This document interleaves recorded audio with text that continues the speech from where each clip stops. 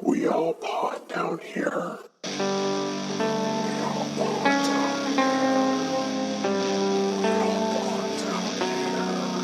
I hope I give you the shits, you fucking wimp. Welcome to We All Pod Down Here. I'm Brittany. And I'm Dan. And this week, before we actually get into the movie, I just want to do some quick housekeeping. So last week, obviously, we didn't have an episode, which was because our internet went out on Monday.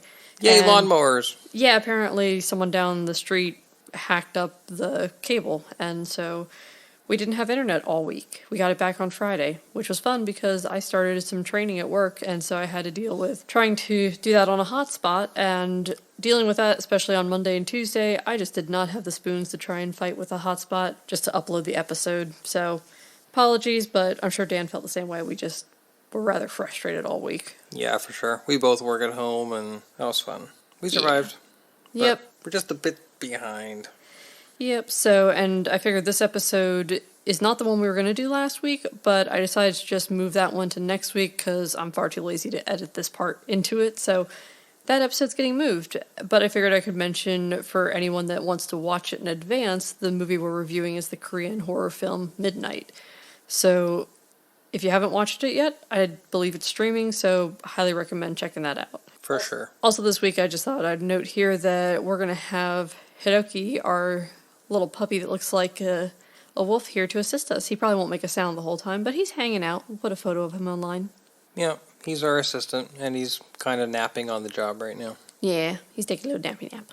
Now on to this week's show. And if you didn't realize from the opening quote, this week we are reviewing Dog Soldiers from 2002. Quick overview of this movie. It's a military exercise that goes horribly wrong when the team is attacked by werewolves. Yep, that pretty much is the plot. Yep, and for the references, just as usual, it's going to be IMDb and Wikipedia. There wasn't really anything else we looked at for this. And this also is directed by Neil Marshall, who you probably know from The Descent.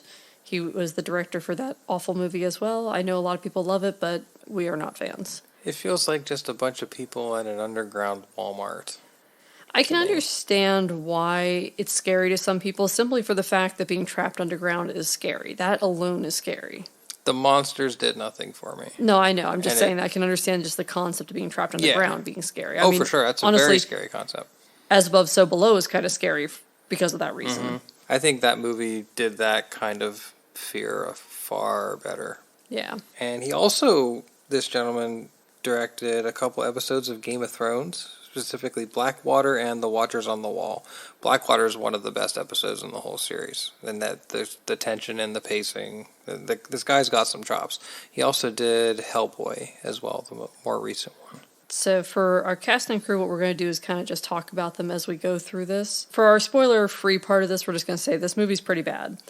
And this spoiler-free portion is going to be pretty short. Yeah, because, I mean, there's also not that much to spoil. I mean, you know up front that this movie's about soldiers in the woods and werewolves are after them. I mean, that's the basic premise of this movie. So-called covert military operation. They're getting attacked by something. It ends up being werewolves. There was a group in the woods that were doing the secret, like, military operation, and then these were supposed to be, like, a routine training mission. Yeah. So our main people we're following were the routine training mission. But one of the guys is one of the covert ops kind of people. Who's also the same guy who played Sir Davos on Game of Thrones. Yes, so he was wonderful as Sir Davos, but he's kind of a dick in this movie.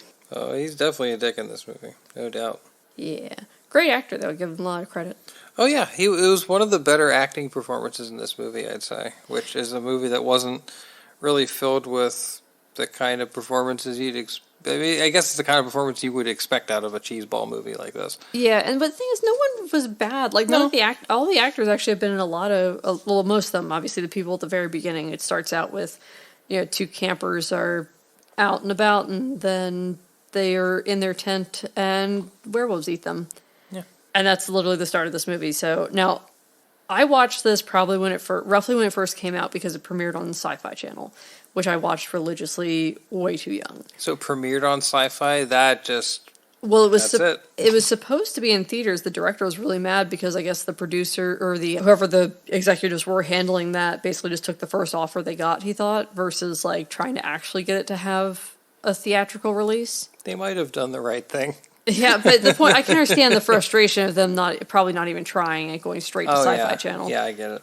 But because I think it had a theatrical release in a lot of Europe. But I probably watched this shortly after it came out, which was in 2002. So I was probably somewhere between 11 and 12 when I first watched this movie. So keep in mind, I watched it a couple times growing up, but probably not since I was like probably 14.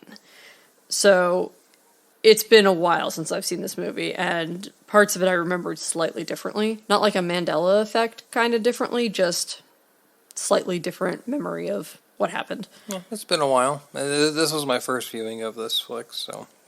So I just want to say, from going back to as a child, though, this movie scared the shit out of me as a kid. I can see why, because there's certain scenes that are just freaky. Yeah, and again, being a young kid watching this, as an adult, this movie doesn't scare me. But as a kid, this movie scared me, and for whatever reason, for the longest time, I was fucking terrified of werewolves. Like, that was my big thing. I was terrified of werewolves and the chupacabra. And so, shortly after this movie comes out, my mom sends me on a camping trip. So this already is, like, going bad for me. That's really, really, really bad timing. Yeah, and the thing is, I always watched shit like this, so that wasn't like she was like, oh, you watched this scary movie, let me send you on a camping trip. It just happened to be the same timing that this camping trip was planned. So this camping trip was kind of like for delinquent kids, I guess, which I was not, but I guess they had a couple spots open, so me and like 2 other girls on this trip were like the good kids that just got sent on this trip. The quote-unquote delinquent girls were all really fucking nice, like zero issues with them. I think they just like got in trouble in school, but they weren't like nasty, mean people or anything, you know?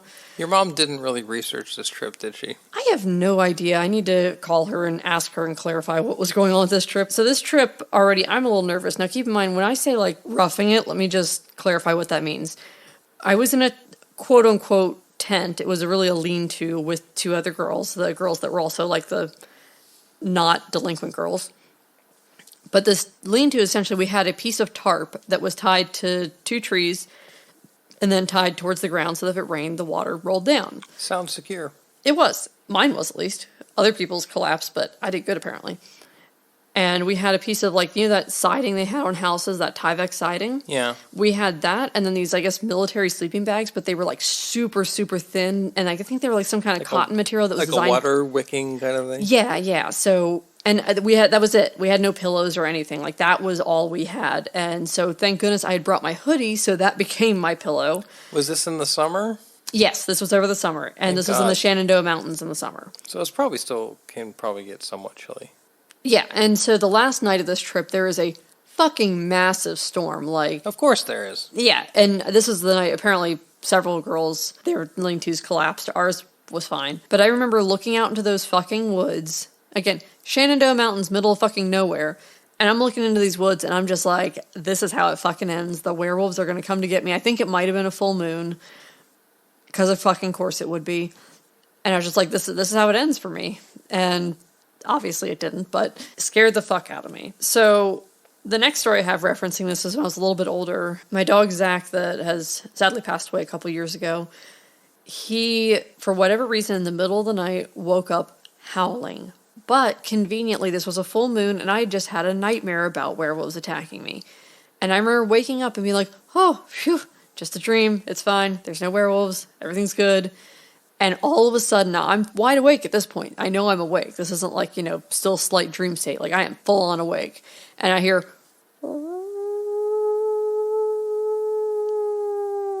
Hidoki just looked at me like, what the fuck? So I hear that, and I'm just like...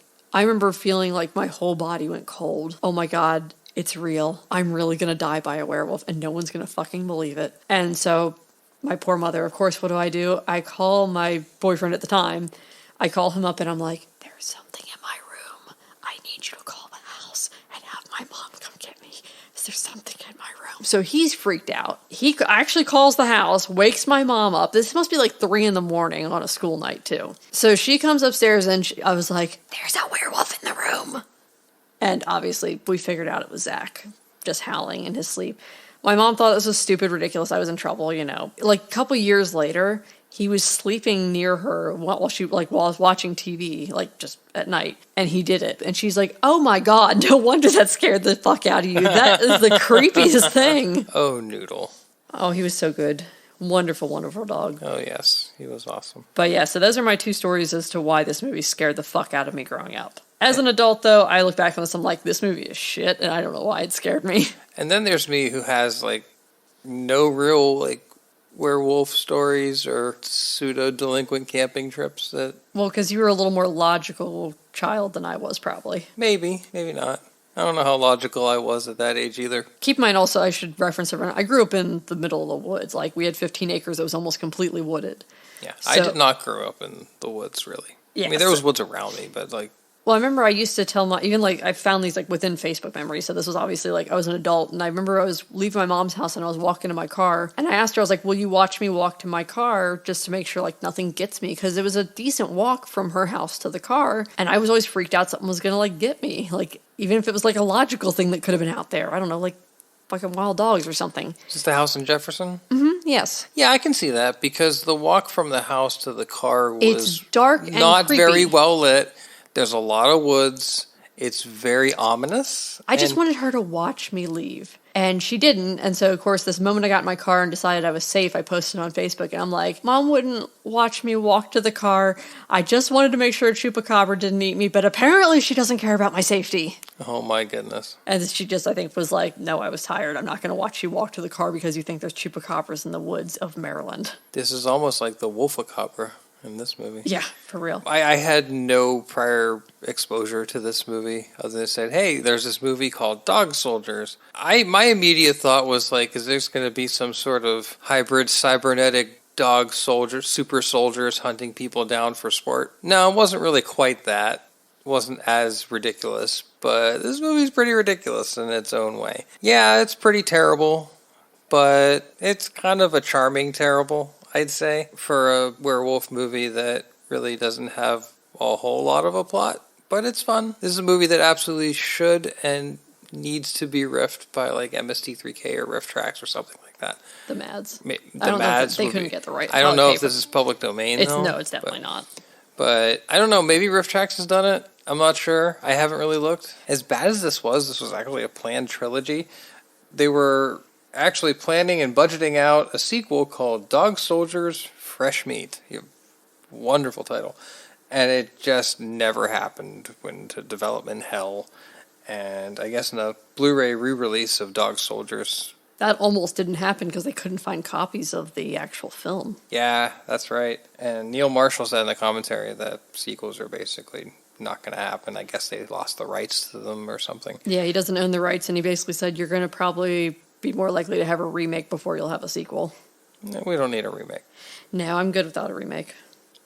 This one's like delightfully campy. Like it's one of those. It's bad, but it's delightfully campy at the same time in many ways. Yeah, it's bad. It's not self-aware that it's bad, which kind of gives it kind of the charm. Yeah, those are very riffable because they're like, it's harder to riff something that's self-referential. Even though Riff Tracks did a great job with a couple of the Sharknadoes, I think my favorite riffs are movies that weren't intended to be bad. They just ended up bad. But I say with that, let's go ahead because there's so many like little things I want to get into, and Yeah. they're not full-on spoilers, but let's just go ahead and we'll determine this is the spoiler section. I mean, at this point, the movies came out in 2002. If you haven't seen it by now, find it online somewhere. And really, we're not spoiling a whole lot for you.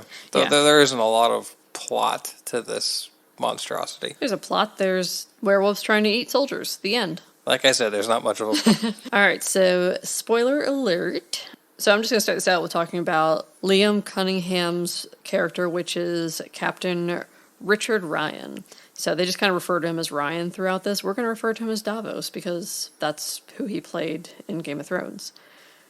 But at the very beginning, we see him chasing down this guy, Cooper.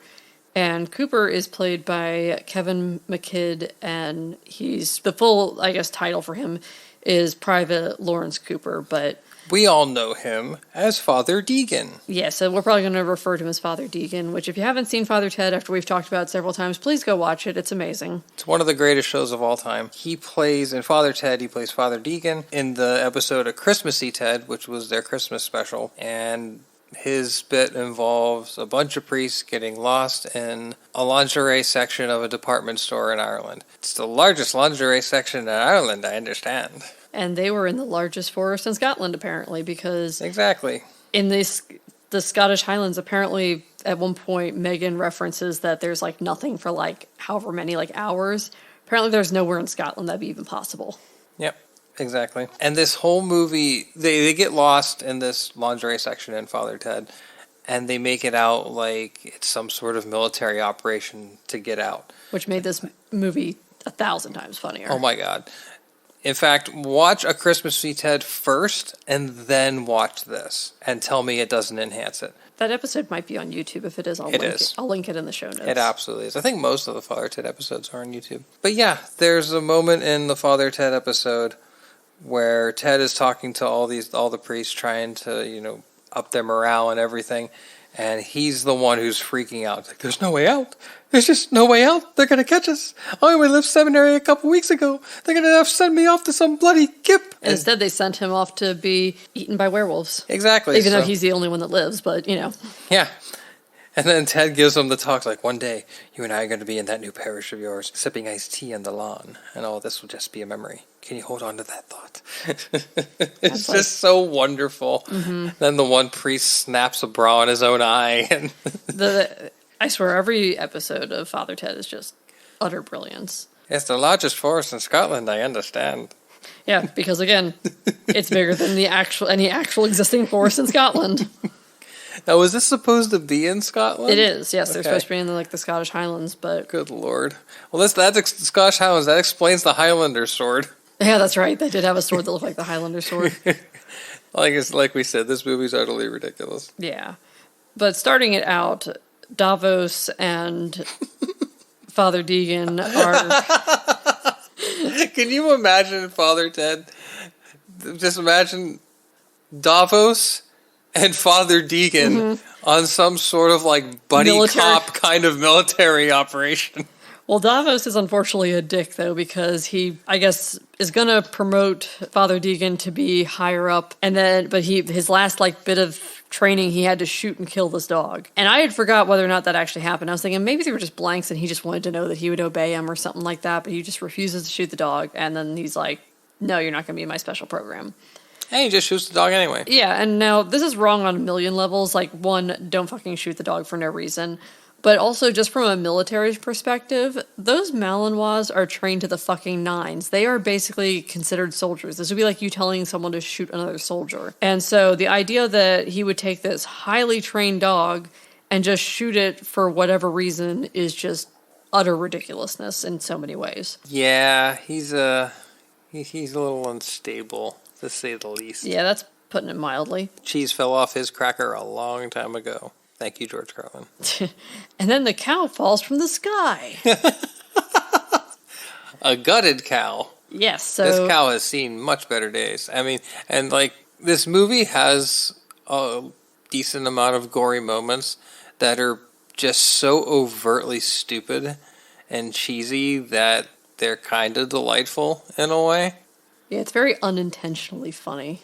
Yeah, it's very Sci-Fi Channel with the kind of effects they have, which I can totally see why it was on Sci-Fi Channel. And again, this is 2002, though, so I feel like that I understand it not having necessarily, the top-notch effects. Not everyone had Jurassic Park's budget, No way. I mean, but it was really, really amusing. I mean, it only had a £2.3 million budget, so it wasn't a big budget. No. One of the ironies, though, what I was mentioning with Davos shooting the dog, is that when he becomes the werewolf, Father Deegan kills him the same way he killed the dog. Yep. So, Very it comes ironic. full circle. Irony. My thing with this also was, as soon as they hear the wolves howling... There's not been wolves in Scotland or any of the UK for hundreds of years. Like the 1800s, right? So I double checked. The official date was 1680 for Scotland. Wow. That said, there were some reports that go as far as 1888, but they've never been proven. So those are they're sporadic possible reports, but officially the official date is 1680. They became extinct. Wow. If you're in Scotland and you hear wolves howling, my first thought is something has gone horribly wrong. Or it's just someone's dog. Well, but even with the way Zach howled, it's still different than the way a wolf howls. Would a common person know that, though? I don't know, they're supposed to be like elite military people. I'd like to think they could tell the difference, but Did you see these guys? These are really a crack squad of soldiers here. well, they were supposed to be, so. Apparently, the director had a lot of stuff he wanted to reference throughout this, like give like little homages to stuff. But even he said he probably went a little overboard with it. I don't think he ever intended all the Jurassic Park ones, but I basically decided that these guys were all like variations of Robert Muldoon from Jurassic Park, and like when they realized the werewolves coming, I was like, we're being hunted. Mm-hmm. The very first scene when the girl's getting pulled out of the tent by the werewolf. Shoot her. Exactly. It's like the raptor pulling on the handler. There were a lot of parallels. And there was a normal dog who was a little... The border collie? Yeah, it was a little border collie. And that dog ended up being the real hero for me. Yep, that was Sam, which things turned out better for Sam in that than it did for Sam in I Am Legend. That's for sure. Turned out better for Sam than pretty much everybody but Father Deegan. Pretty much. That was the two that lived throughout this whole thing. And at the end, like, everything's destroyed, house burned out, everyone else is dead. And I'm just wondering, well, is Father Deegan going to get his parish? This is his parish. Man. Just as the blown up house, that's what they've decided to give him. Well, they just need Ted to show up and they can sip some iced tea on the lawn. But there's so many, like, little funny things throughout this. And part of it's because some of this stuff was stuff that became funny because of things that happened later on. Like, for example, when the one guy that apparently was named like Corporal Bruce Campbell, I think. that was on purpose. Like, apparently they were the director's big fan of Evil Dead, so. Who isn't a big fan of Bruce Campbell? Yeah, I mean, so. My mom thinks Bruce Campbell's awesome. If you don't think Bruce Campbell's awesome, well, I don't know what to tell you. My mom was a big fan of Burn Notice. Oh, yeah. Burn Notice was a great show. I never watched it. Oh my God, he was so ridiculous. He's always ridiculous. Yeah, so he's always ridiculous in everything. But Thomas Lockyer is the guy that plays Corporal Bruce Campbell, and he's running from one of the werewolves and ends up running like right through a tree. Mm-hmm. Which someone pointed out that also that's how one of the kids dies in Tucker and Dale versus Evil. Mm-hmm. And people wonder if that's supposed to be kind of like a little homage to that. Yeah, that's a good call out. Or, we could always just reference Olaf. Oh, look, I've been impaled. Oh, look, I've been impaled. That was the first thing I said when that happened. Oh, look, I've been impaled. Yep. But that's the thing is that happened later, so I can't really go to this movie and be like, why would you do that, That would be a really, really far-reaching homage if this movie was an inspiration for a scene in Frozen. That'd be great, but... Hey, you never know. Maybe someone did that and they were like, this would be funny. Mm-hmm. No one's going to get it, but it'll be funny. That one, like when the one guy's guts like are falling out and he's like trying to push him back in. And he's like, we'll just push him back in. He's like, they're not going to fit. like, sure they will. And then apparently that scene with the dog Get the hot glue. Yeah. Well, the funny part is if you look at the glue they get, it's like Loculite glue or something like that. It's the one that has like the side squeeze thing, so you squeeze those to make the glue come out. They were squeezing it from the wrong side, so I was like, the glue wouldn't have even been coming out. I'm surprised they didn't use Elmer's. They should have. Like a little glue stick or something. Yeah. One of the best parts about this for me was just like the over-the-top dialogue. It's very quotable in the worst way possible, which makes it kind of fun. Like, one of the best lines is, I forget who said it, but they say something to the effect of, we're now up against live... Was it Father Deegan who said this? No, I didn't think so. So the guy who says the line you're about to say is Sean Pertwee, who plays... They just call him Sergeant Wells throughout it, but his full name was supposed to be listed as Sergeant Harry G. Wells, because... Well, because apparently Neil Marshall was a huge fan of H.G. Wells, and so he did that because he was making a reference to H.G. Wells. That's cool. But he's actually also Pilot Smith from Event Horizon. Nice. So he has a great like little mini speech. He actually has two that are really good. We're now up against live hostile targets, so if Little Red Riding Hood should show up with a bazooka and a bad attitude, I expect you to chin the bitch. Just stupid bullshit like that. And of course, makes this memorable. And it's funny because then you're like, we know it's werewolves, Little Red Riding Hood. I see what you did there. It's clever, and it's silly, and it's over the top, but I don't think it's meant to be silly and over the top, which just, like I said earlier, brings the charm factor up a much higher level. Oh, for sure. And of his character's semi-speeches, do you remember when he's telling they're all sitting around the fire telling stories, and he tells them the story of this guy, Eddie Oswald, him blowing up and them having to scoop all the parts up of him? Mm-hmm. Apparently that was supposed to be a homage to Quint's tale of the USS Indianapolis and Jaws. But yeah, that, and then also the oxygen tank thing, though, they do blow up oxygen tanks, so that is still fitting. But there's so many, like, when I say there's, like, so many homages that, like, he went overboard, like, I went and found, like, lists of them. You have to be really paying close attention to catch some of them. Yeah, but there's... gives it some replay value. For sure. Like, there's things like, at one point, the guy that they call Spoon, he says, little pigs, which is actually a reference to The Shining. Mm-hmm. And then also, when they reference, like, you know, that local couple that disappeared while camping, that there's might be, like, a lunatic that's escaped in the woods, that's actually referencing An American Werewolf in London. That's a great movie. Mm-hmm. The other thing is Spoon at one point refers to their no-win situation as the Kobayashi Maru, which obviously is, you know, Star Trek, specifically Wrath of Khan. And also, do you remember when they're aiming and he tells them, remember, short controlled bursts? That's referencing Aliens. Yep. And of course, the shaky camera effect when they're all getting, like, eaten and stuff is Evil Dead 2. And also, there's points where there's soldiers fighting a creature in the woods, and many times you see that from the creature's point of view. Predator. Yep. And then also, for our Jurassic Park reference, though, we have them using the flare as bait and the Jeep rocking back and forth as someone's getting killed, a.k.a. Newman. Yeah, poor Newman. There's a line where they say, "This is no spoon," which is actually a quote from The Matrix. But there's some people that claim that wasn't actually supposed to be a quote from The Matrix, but I think it is. I don't remember that line, but it's been a while since I watched The Matrix. Yeah, same. Also, of things that are just, like, kind of funny, like, referencing that too, at the end where you see all the corpses hanging up in the basement, those are the same corpses that were created and used in Event Horizon. But yeah, I'm sure there's a bunch more of little hidden homages to other things in there, but those are the main ones that I found. There's also a lot of just utter ridiculousness in this, and I would hope it was intentional, but if it wasn't, man, it feels like it was. Like, for instance, when they're trying to lock the doors to keep these things out, and one of the soldiers just, we got to put the little chain lock on it. Mm-hmm. Yep, that's gonna hold it. Oh, of course. But it does. It somehow does. That werewolf is pushing on the door, and that stupid chain didn't break. Ridiculous. And when the guy who had his guts spilled, Sam the dog, decides, well, you know what? That does look like sausage, and I am going to start tugging on it, and it looks like that dog's tugging on, like, chewing gum or something. Supposedly, they originally were going to make it more obvious that it was intestines, but then they decided to make it's actually supposed to be the bandage that he's chewing on is pulling the bandage, not the intestines itself. It sure looked like the intestines. Well, they said that they made it where you could kind of think of it either way is what the intent was.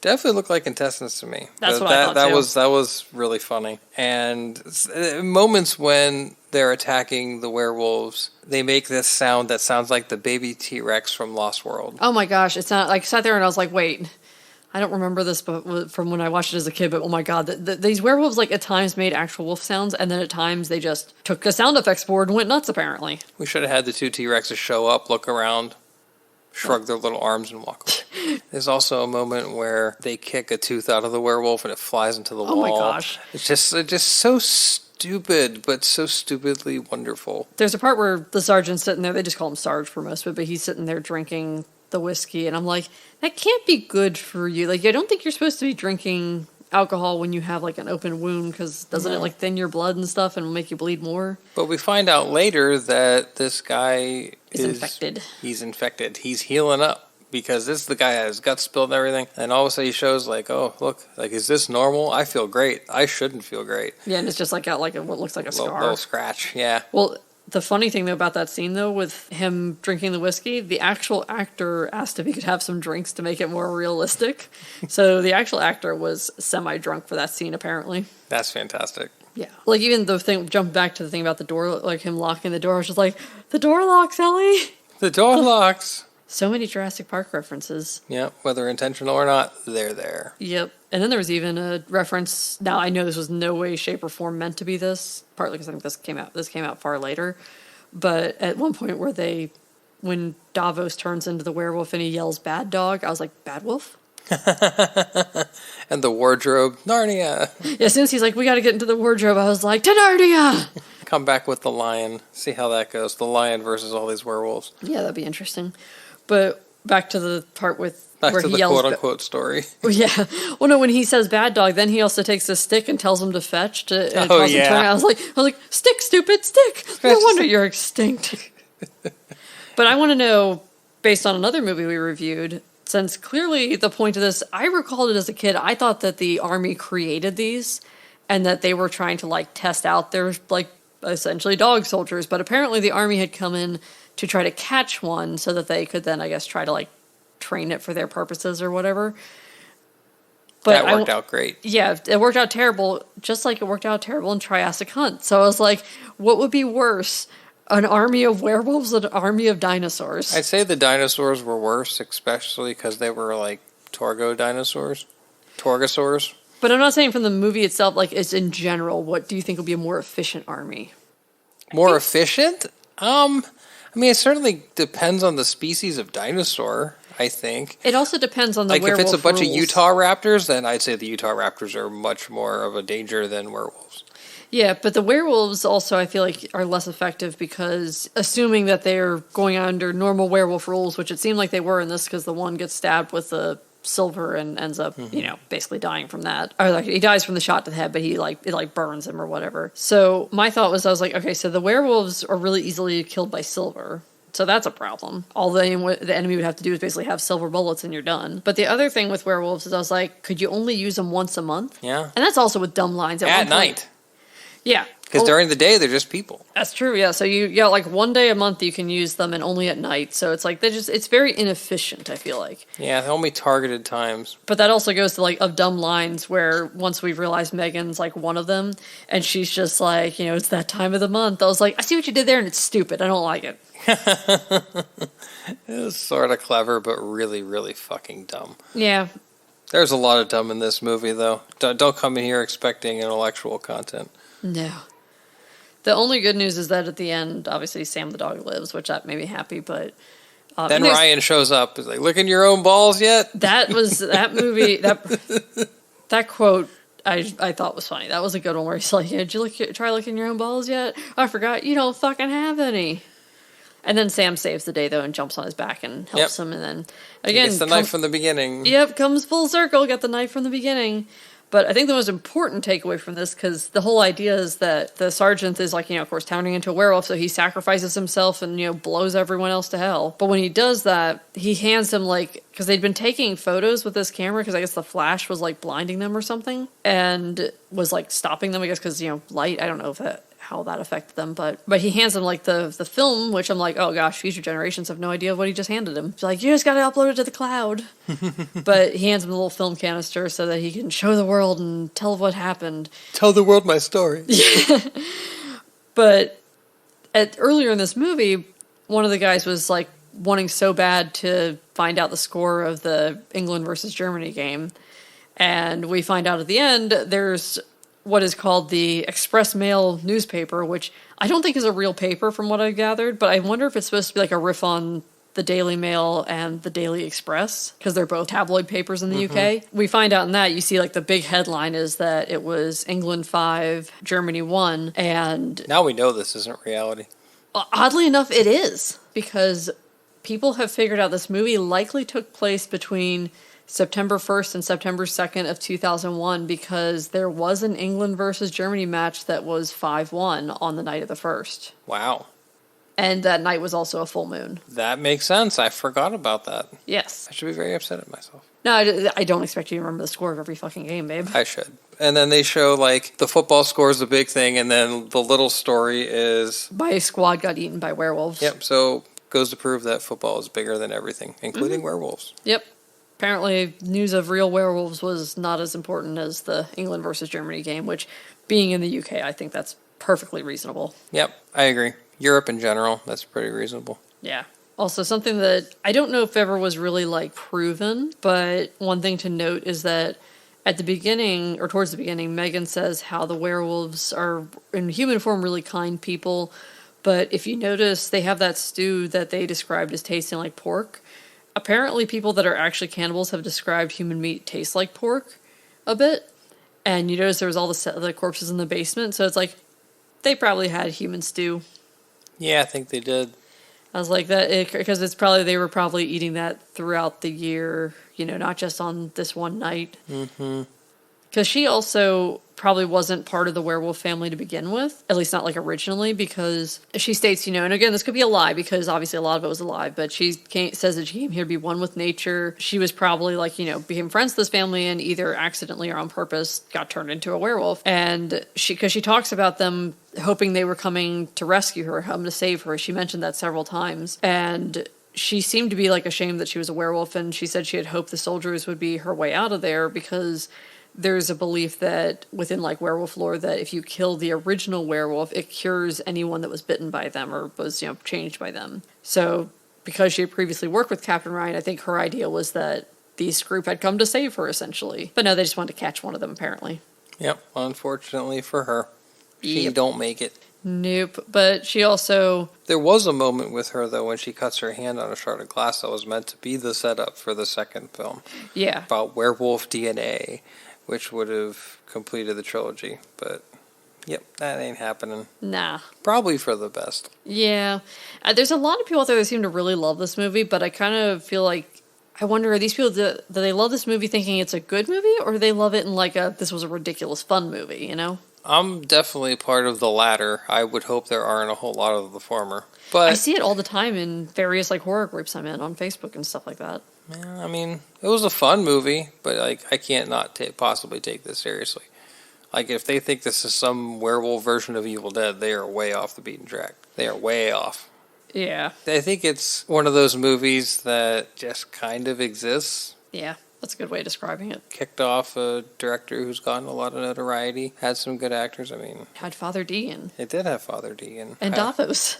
Deegan and Davos. Davos and Deegan. Deegan and Davos. Should have been the sequel. That would have been hilarious. Alas. Well, you want to rate this son bitch? Yeah, I think so. Overall, what are you going to give it? So this is tough, because in the context of it being, if I'm looking to legitimately rate this as, a piece of film history or whatever, if I'm looking to really be serious, man, I'd have to destroy this thing. But let's just go with context. For me, I took it as a fun movie. I don't think it was overtly serious. I mean, I don't think they meant this to be as silly as it was, but it ended up being as silly as it was. I guess I'm going to give this probably a 2. That's what I was going to do as well, just because... It's fun, it's silly, it's not very good. As a movie on its own, it's pretty funny unintentionally. I had a really good time at the wackiness of this movie. And making Father Ted jokes the entire time. Exactly, I made Father Ted jokes the whole fucking time. But yeah, overall as a film, I'll give this a 2. Now for scary factor, I'm going to still give it a 2 just for the fact that it scared me so bad as a kid. I was expecting to give it higher. Now, as an adult, it's not scary to me at all, honestly. But as a kid, since it scared me, had I never watched this up until now, I probably would have given it a 1. But being that it scared me so bad as a kid, I'm going to give it a 2. Which is my rating, a 1, because this is not scary at all for me. It was just overly cheesy, silly wackiness. Not scary. Yeah. Music and sound. What are you thinking? The soundtrack there wasn't really much of a soundtrack. What was there wasn't really memorable. Sound effects are fine. Nothing wrong with it. But it's nothing great that really sticks out to me.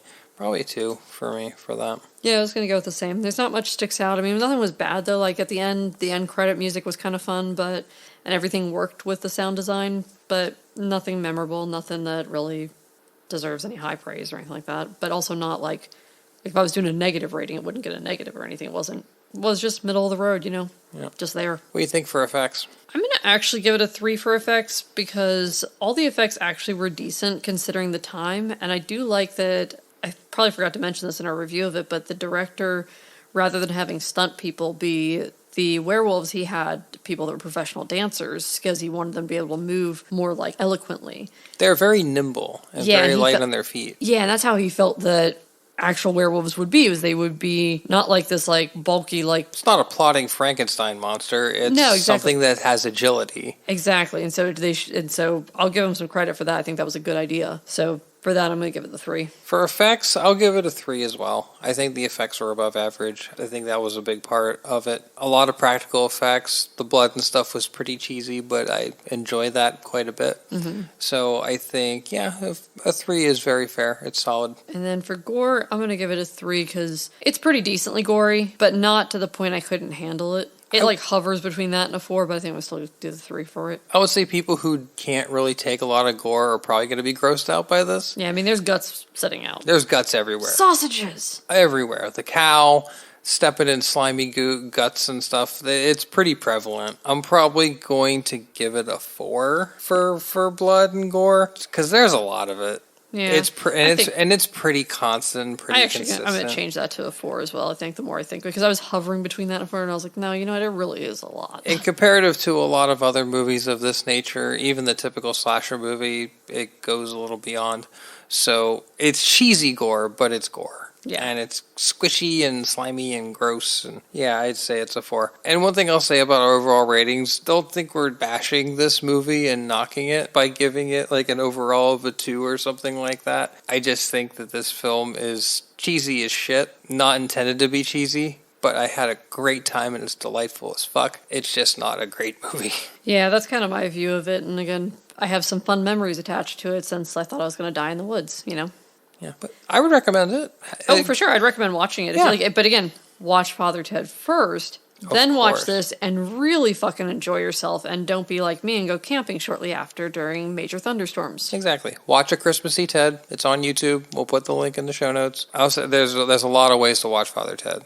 I think it's on some free streaming services too. It's everywhere. Check it out. One of the greatest shows of all time. And after watching that Father Ted episode, specifically that scenario in the lingerie, in the largest lingerie section in Ireland, I understand. If you watch that, you will not be able to watch this movie in the exact same way.